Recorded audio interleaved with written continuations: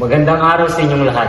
Kami ang pangkat-4 at ito ang aming presentation sa Araling Panlipunan. Halina't mag-interview tayo. Susupan natin. Tignan natin kung may sasagot. Ako po si Sheik Abia po. Ayun niyo po, ano po pangalan yung dalawa po? Ako si Garnet at siya ang aking Mrs. Jolette. Sige po. Ito po ang unang tanong.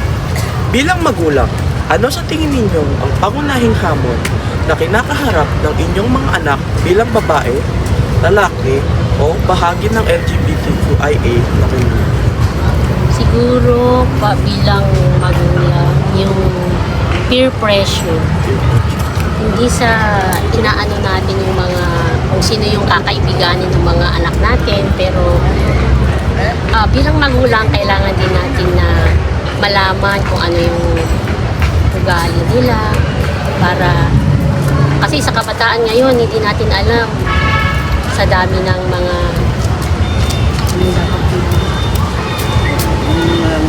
Bilang mga konsultan mo, pangunahin kinakaharap ng mga kabataan like yung mga kinakaibigan ba nila ay tanggap din ng kanilang mga magulang, kung ano yung mga gusto nila ay may suporta ba ng mga magulang, kasi paka-importante sa isang bata na lahat ng kanyang ginagawa ay alam niyang may alam ng suporta mga magulang. ng kanyang mga magulang. Nakaharap hamon yung regarding sa mga kasiga ngayon kasi hindi mo nahawak yung kaisipan ng mga anak mo. So okay lang kung yan nasa bahay if kaya mo pa manage yung mga anak mo. Pero kasi diba dahil sa mga kabagong pag lumabas natin kasi gusto na rin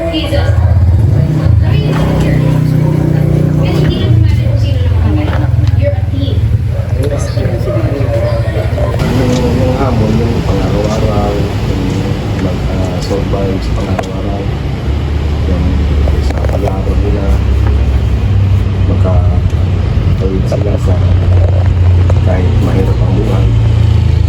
Okay, as general, I think yung sa pagiging teenager, so marami silang let's say focus on how parang ano ba ang role namin sa society, even kung babae ka, lalaki, or LGBTQA plus community, to make sure na pare-parehas yung natatamasa nilang right as a student, siguro sa school, and also yung paggalang at pagtanggap sa community natin.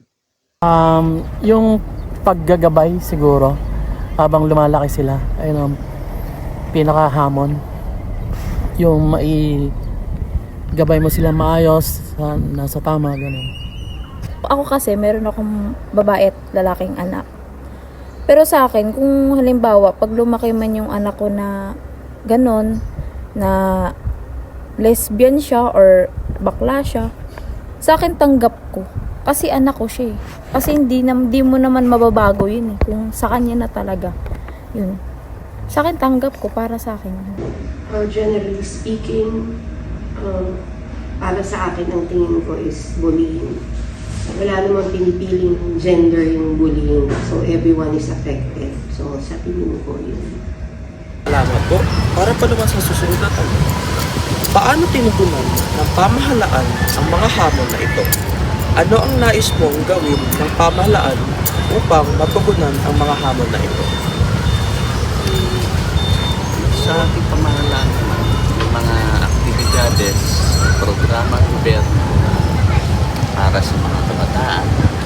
Tulad ng una, nandyan yung Sangguniang Kabataan. Outreach program, outreach program para hindi sila imbes na malulong sila, at least outreach program, katulad sa may mga paggawa ng pamanan ng seminar, Actividades tungkol sa sports, may sports, pamalakasan. Ang government naman diba, more on sila sa social media. May mga ano sila ngayon sa mga social media. So, may mga tawag dyan, paalala.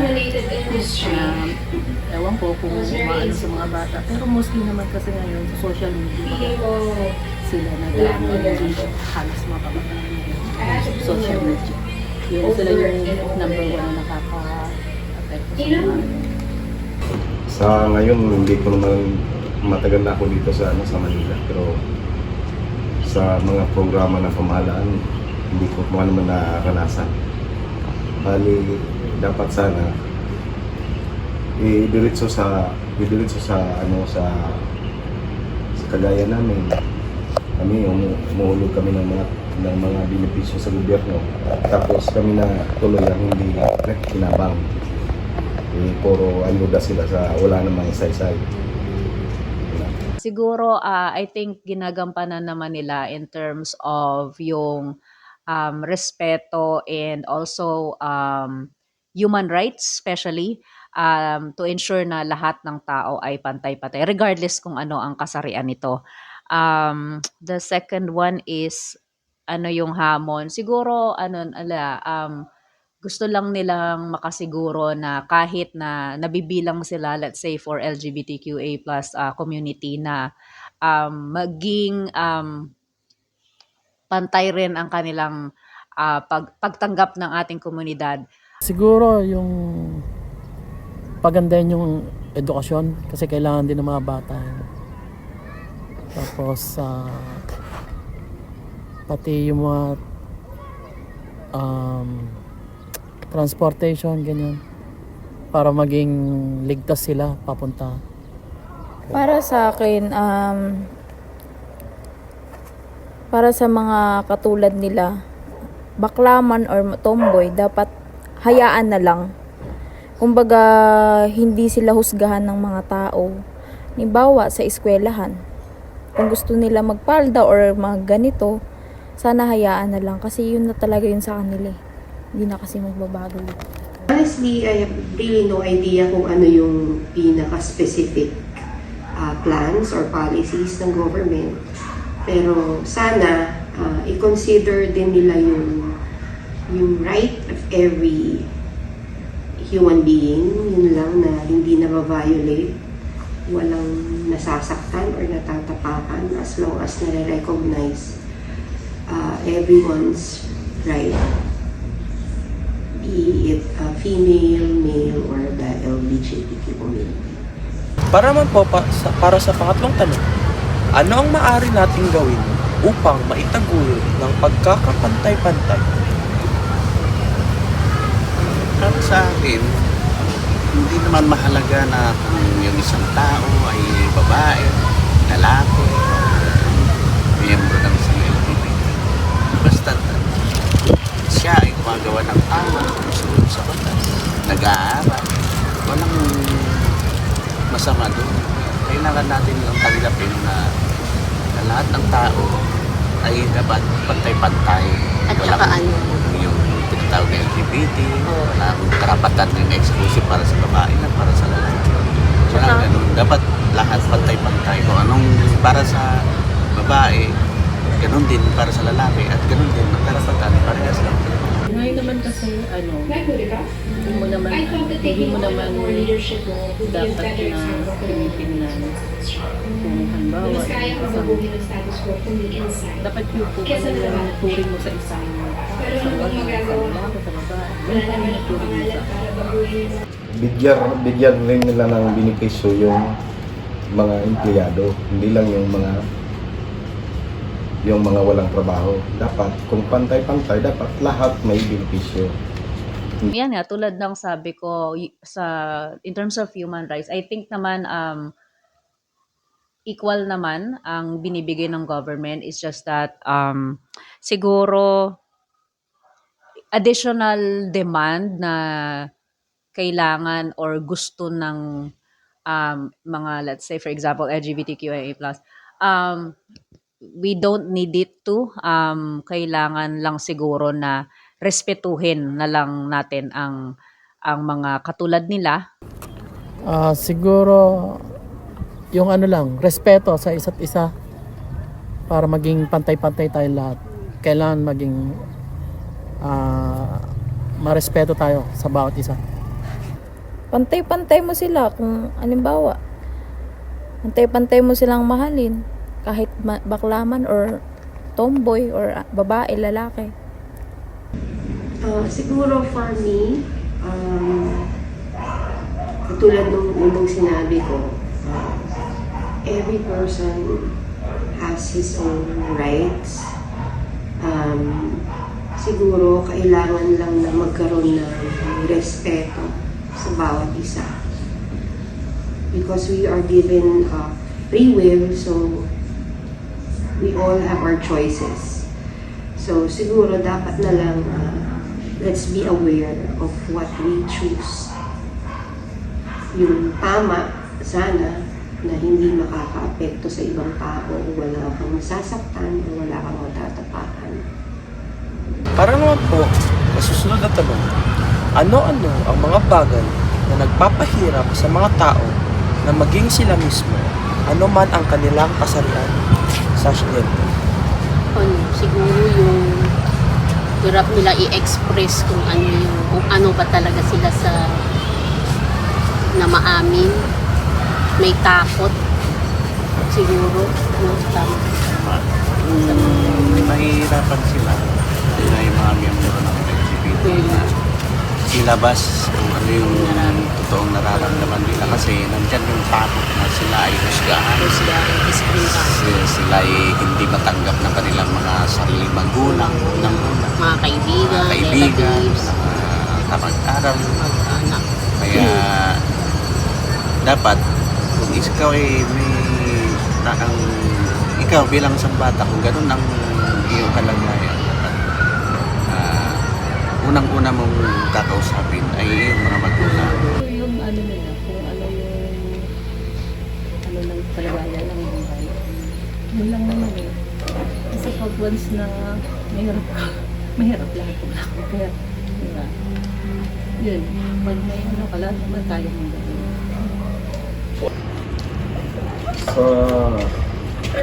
Sa experience ko,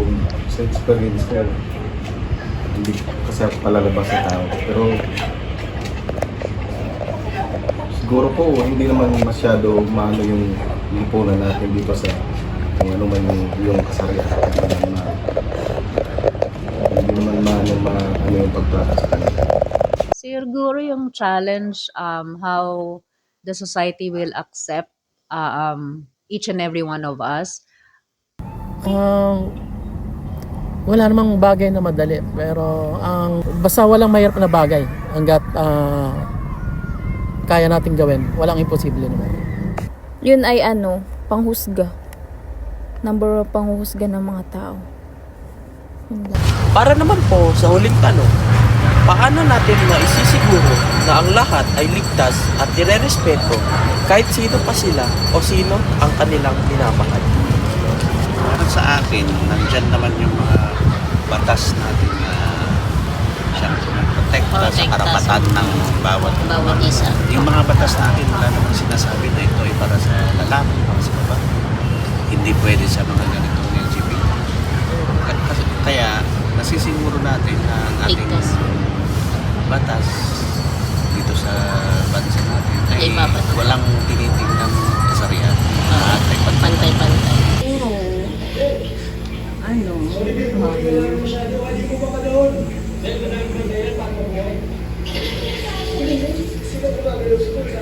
Isipin na lang natin na bawat isa sa atin, pantay-pantay, may karapatan tayo sa kahit anong bagay. So, may respeto ka nga sa kapwa mo, isipin mo kung ano yung magiging kung yung mararamdaman mo. Kung naiisip mo sa kapwa mo, siyempre, yung sa family mo, doon mas dapat na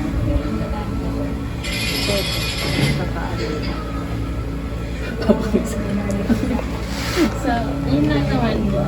Thank you so much. Sa ganyan na pag-respeto nagsimula sa bakit kung ano yung pagpapalaki ng magulang.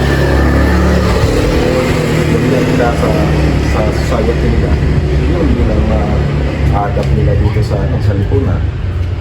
Kaya dapat sa mga magulang, gabayan nila ng maayos ang kanilang mga anak. So, thank you po. Thank you po. I think yung kaligtasan and respect mangunguna sa bahay, paano ito pinalaki ng kanyang magulang, dapat na-inculcate yon. Second is the school. It works hand in hand na gabayan din ng mga guro ang mga kabataan ngayon, regardless kung anong gender. And ano mo? Yung minamahal, regardless kung ano Yeah. yung nila. Minamahal in terms of siguro pakikipagkapwa-tao or pagmamahal sa bayan as general. Dapat alam mo ang karapatan mo, alam mo ang dapat mong gawin or dapat mong maitulong para sa bayan. Siguro ang pwede natin gawin para makasigurado, bantayan natin lagi ang isa't isa, tapos tanungin natin kung ano ang kailangan nila para maibigay natin kung ano man yon. Siguro, depende na lang yun sa kanila. Pero bilang isang nanay, sa akin tanggap ko man kung ano man siya, ano man kasarian niya, kasi wala naman magbabago dun. Mahalin mo lang siya, ganun. Ngayon po, sasabihin ko naman po ang buod ng mga kanilang sagot. Sa una pong tanong, isa sa mga kinakaharap ng mga kanilang anak ay ang peer pressure at yung pagtanggap sa kanila at sa mga gusto nila. Dahil sa iba, hindi masyado nasusuportahan ang mga kanilang anak sa mga gusto nilang matupad dahil sa kanilang mga magulang, dahil hindi nila nagugustuhan ang mga gusto ng mga kanilang mga anak. Kinakaharap din nila ang mag-aaral nila at ang pag-aaral nila at syempre ang personal nilang buhay. At pinaglalaban din nila ang kanilang karapatan bilang estudyante din. Sa pangalawang tanong, ang nabigay na ideya ng mga tinanong ay parang outreach programs o kaya mga aktibidad na kasama lahat. Isa din sa kanila ay nagsabi na pwede rin pagandahin ang edukasyon sa mga estudyante. For example, tungkol sa mga LGBTQIA+ community para mas alam din ng mga tao yun at matanggap din nila. At isipin din ng gobyerno ang karapatan ng bawat tao. At sa pangatlong tanong, as long as gumagawa ng tama at sumusunod sa batas ang isang tao, mabuti yun. Lahat ng tao ay dapat pantay-pantay kahit sino pa sila. Pati ang mga karapatan ng mga lalaki, babae, at ang mga bahagi ng LGBTQIA+ community dapat pantay-pantay din at lagi magkaroon ng respeto sa bawat tao. Sa pang-apat na tanong, nahihirapan sila mag-express ng sarili nila dahil sa judgment ng mga tao. At sa panglimang tanong, lahat ay may karapatan na maging ligtas at maayos na paligiran kahit anuman ang kanilang gender. Yun lang po at salamat po sa pagkikinig.